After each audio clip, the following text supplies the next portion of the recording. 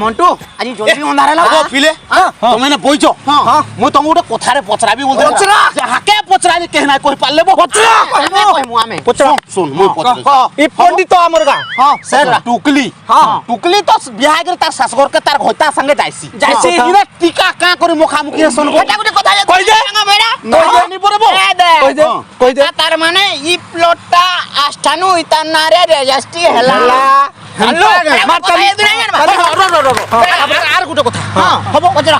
টুকলি তো থেসে থেসি তার পছাড়ে আর চারটা কা করে থিস